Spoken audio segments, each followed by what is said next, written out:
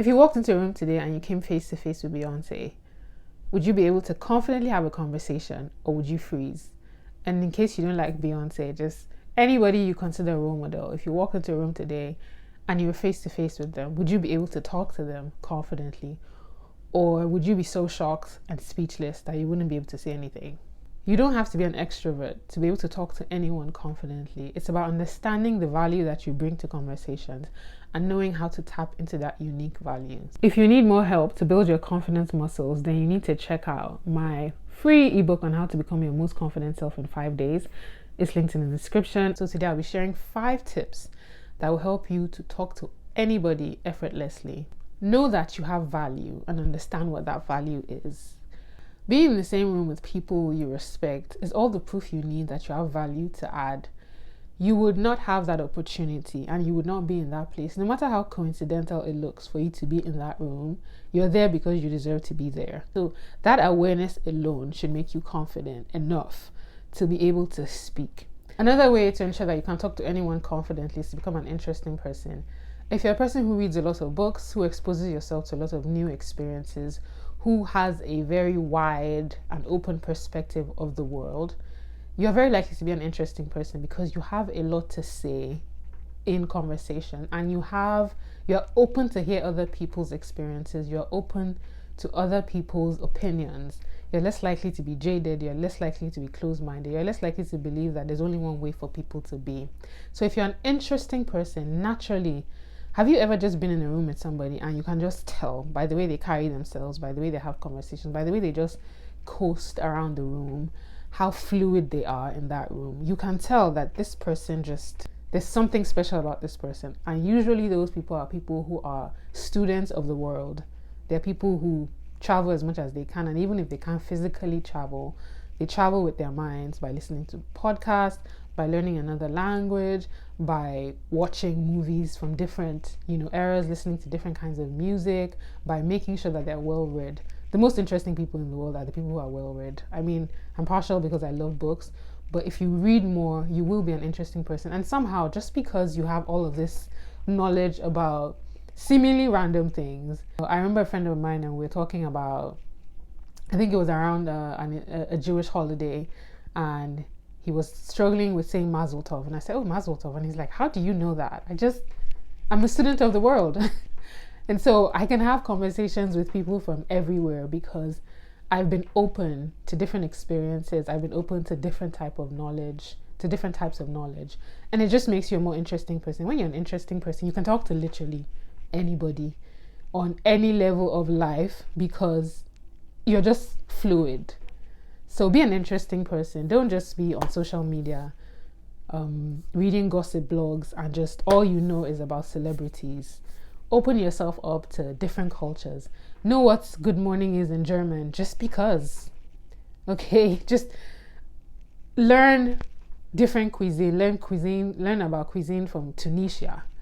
There's just something about being a student of the world that makes you just interesting and just makes it easy for you to talk to anybody because you're just open to the world as a whole. I got this from Dale Carnegie's book, How to Win Friends and Influence People. And it's that you should make it about the other person. Look, human beings were really simple. Really, people think human beings are complex, but there's some things that you will do to a person that you will automatically get their attention.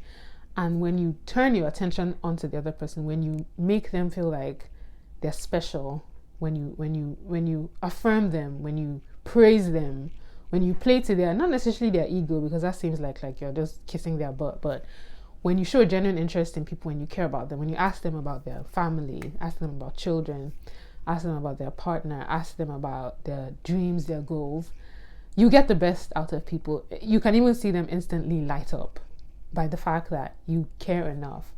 And one of the tips that Dale shares in his book is that you should know everybody by name, call them by their name, because we all want to be seen.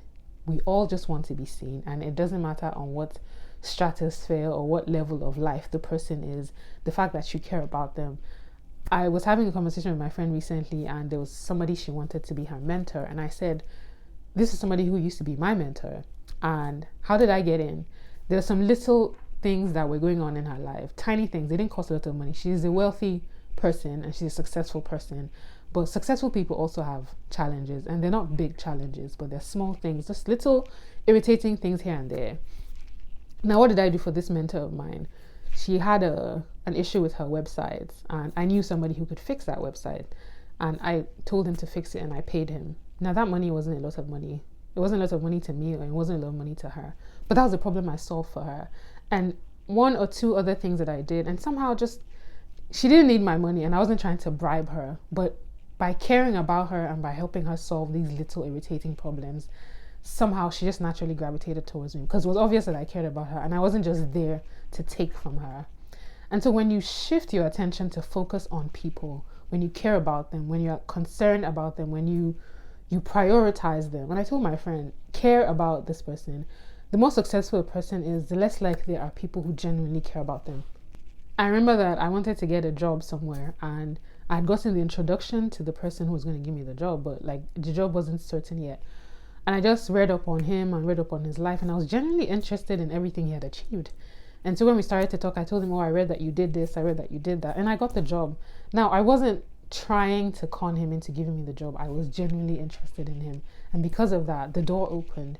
So to be able to have effortless conversations with about anybody, like genuinely care about them, to be able to speak to anyone confidently, you need to watch your body language. There's a way that you stand when you're talking to somebody that you instantly turn them off. And again, like I said, human beings are simple. They're things that, have you ever just met somebody and you just instantly dislike them?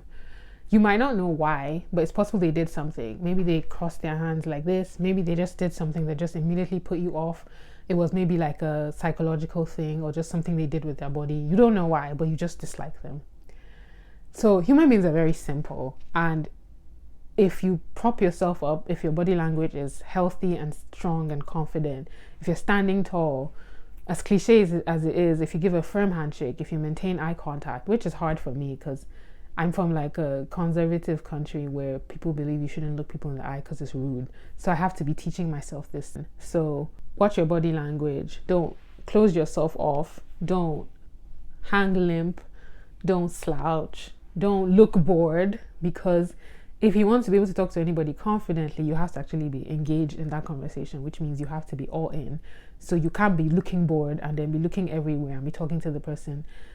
It's just going to turn them off. So your body language is very, very key in having confident conversations.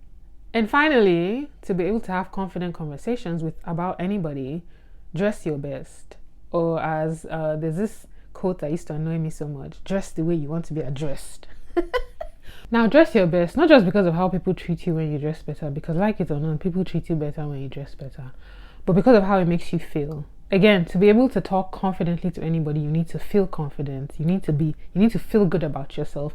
And one surefire way to feel good about yourself is to dress your best. So wear bright colors, not necessarily ridiculous, but colors that make you feel confident. Wear red. For me, red is my color. I love red.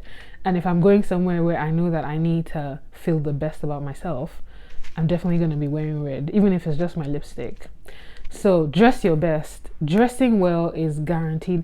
I was watching a video recently, I think it's on TikTok, the guy's called The Confidence Heist, and he asked this beautiful looking older man, my God, that guy is delicious, sorry to say, okay, that's kind of, and he asked this amazing looking older man, gorgeous man, I mean, this guy is maybe in his 60s, but he looked amazing, and he asked him, you know, why does he dress so well? And the man says, dressing well is a man's best defense. And I just thought that was profound. And the truth is, if you dress well, you'll be treated with respect, but apart from that, you feel good. And when you feel good, you can talk to anybody in the world confidently. So you definitely need to dress well. If you want to be able to talk to anyone confidently, then dress your best. If you need more help to build your confidence muscles, then you need to check out my free ebook on how to become your most confident self in 5 days. It's linked in the description. Also check out my free confidence affirmations and check out my What's Your Confidence Score quiz so you know how confident you are and where you need to make changes. Thank you so much for watching this video. I will see you next time. Bye.